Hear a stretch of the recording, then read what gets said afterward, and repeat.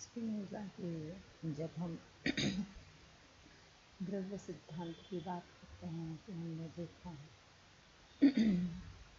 कि स्पिनोज़ा द्रव्य के बारे में कुछ बातें कहते हैं कि द्रव्य जो है वह है जो निरपेक्षता स्वतंत्र है। द्रव्य जो है वह स्वतः निर्मित आत्मकृत होता है। उसके बाहर की कोई भी वस्तु उसे निश्चित नहीं कर सकती। द्रव्य जो है वह उसमें वैयक्तिकता नहीं होती, क्योंकि वैयक्तिकता का अर्थ जो है वह सीमाओं का होना होता है, जबकि द्रव्य में, ईश्वर में कोई भी सीमा नहीं होती। स्पिनोज़ा का एक कथन है कि समस्त नियतिकरण निषेध द्वारा होता है। All determination is negation. इसलिए द्रव्य में मानव स्वभाव की मानव स्वभाव की तरह जो है न तो कोई बुद्धि होती है और न संकल्प। द्रव्य चिंतन नहीं करता, उसका कोई उद्देश्य नहीं होता, न वो कोई निर्णय कर सकता है। प्रयोजन विद्या उसके स्वभाव के बिल्कुल बाहर है। द्रव्य अद्वितीय है। ईश्वर ने सृष्टि का कार्य किसी प्रयोजन से किया है, यह समझना भूल होगी। इसके अलावा द्रव्य के बारे में जब बात करते हैं स्पिनोज़ा, तो वो कहते हैं कि द्रव्य जो है वह अनिवार्य रूप में अनंत है। उसके टुकड़े नहीं किए जा सकते, उसमें कारण और कार्य का कोई भेद नहीं होता, उसके बाहर कुछ भी नहीं है। इन सब बातों से द्रव्य के बारे में कुछ चीज़ें हमारे सामने स्पष्ट हो जाती है। वो ये कि द्रव्य जो है वह शाश्वत, निरपेक्ष, असीम, स्वतंत्र, अनंत, अविभाज्य, आत्मकृत वस्तुओं के अनिवार्य सिद्धांत को मौलिक भाषा में प्रकृति और धार्मिक भाषा में ईश्वर कहते हैं। तो ये सार्वभौम द्रव्य जो है वो प्रकृति और ईश्वर ये सब एक ही है। स्पिनोज़ा ने ईश्वर को एकमात्र द्रव्य माना है, इसलिए ये निष्कर्ष निकाला कि जो कुछ है ईश्वर में है और ईश्वर के बिना न किसी का अस्तित्व हो सकता है, न किसी का चिंतन हो सकता है। ईश्वर इस जगत से बाहर नहीं है और न बाह्य रूप से उसका कारण है, जैसा डेकार्ट का मत में हमें ऐसा समझने को मिलता है, जानने को मिलता है। स्पिनोज़ा डेकार्ट के ऐसे ईश्वरवाद को कि ईश्वर जगत पर क्रिया करने वाला कोई बाह्य अनुभवातीत कारण है, उसको स्पिनोज़ा स्वीकार नहीं करते। स्पिनोज़ा का ऐसा मानना है कि वह सर्वेश्वरवाद को मानता है। इसका अर्थ यह है कि ईश्वर जगत में है और उसमें अंतर्निहित सिद्धांत है, अर्थात ईश्वर जगत में है और जगत ईश्वर में है।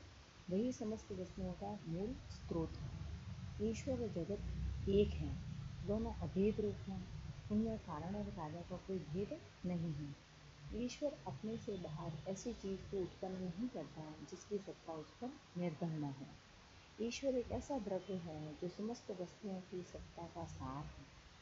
तो इन सब बातों को, जो ईश्वर के बारे में हमने बातें समझी, उसके बाद में एक बात हमें देखने को मिलती है कि ईश्वर जो है वह ऐसा द्रव्य है जो समस्त वस्तुओं की सत्ता का सार है। तो संक्षेप में हम ये कह सकते हैं कि ईश्वर को सक्रिय सिद्धांत या समस्त वास्तविकता का मूल होने के नाते स्पिनोज़ा वस्तुओं का सार्वभौम सिद्धांत या कारण प्रकृति कहते हैं, और वस्तुओं की अनेकता या सिद्धांत के कार्यों के रूप में वह ईश्वर को समस्त वस्तुओं का योग या कार्य प्रकृति कहते हैं। संपूर्ण दृश्य जगत जो है और अदृश्य जगत, उन दोनों का जो मूल स्रोत है वह ईश्वरी है। तो हम कहते हैं कि ईश्वर और सृष्टि में कोई विभाजक रेखा नहीं है। जहाँ जहाँ सृष्टि है वहाँ वहाँ ईश्वर है। ये बातें इस सर्वेश्वरवाद से पुष्ट होती हैं। स्पिनोज़ा जो है वह अद्वैतवादी है। वो मूलतः एक ही द्रव्य को मानता है। उसका निरपेक्ष द्रव्य जो है वह शंकर के ब्रह्म के समान में प्रतीत होता है। द्रव्य इसी प्रकार सर्वव्यापी है और अवर्णनीय है जिस प्रकार शंकर का ब्रह्म। तो ये जो बातें हम देख रहे हैं, तो उससे हमें ये स्पष्ट होता है कि शंकर और स्पिनोज़ा में मौलिक भिन्नताएं तो हैं, परंतु इन मौलिक भिन्नताओं के साथ में स्पिनोज़ा जो है वह जगत को शंकर की भांति का विवर्त नहीं मानता है और न मायावाद को अपने अद्वैतवादी दर्शन में वह कोई महत्व देता है। ईश्वर और जगत दोनों को वो यथार्थ मानता है। स्पिनोज़ा के दर्शन को अगर हम देखते हैं तो वहाँ पर हम पाते हैं कि समस्त जगत जो है वह ईश्वर है और ईश्वर समस्त जगत है। जो कुछ सार्वभौम द्रव्य अपनी संपूर्णता में है वही कारण तथा कार्य है। द्रव्य के जो विशेषण हैं वही उस कारण के कार्य कहे जा सकते हैं। जिस प्रकार सेब अपने लाल रंग का विशेषण है उसी प्रकार कारण के कार्य कहे जा सकते हैं।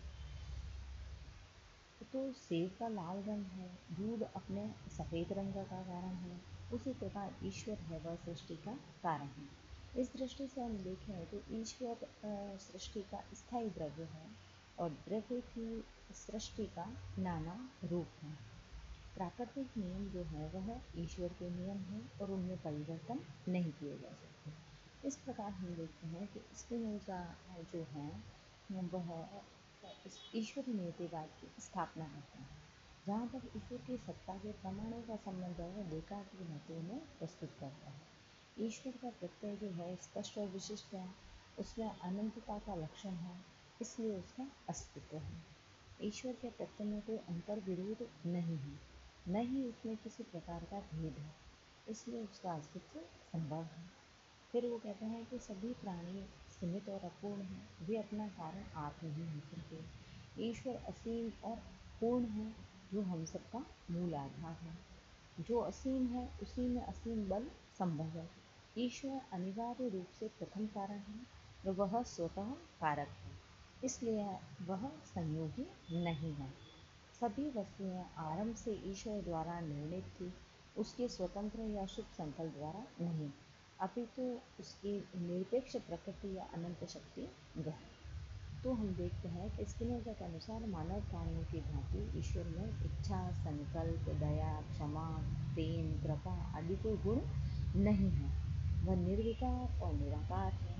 यही कारण है कि यहूदी समाज उनसे रुष्ट हो गया और उसे घोर नास्तिक की संज्ञा दी। इसलिए उसे कट्टरपंथी और ईसाई धर्मशास्त्रों के कोप का शिकार होना पड़ा।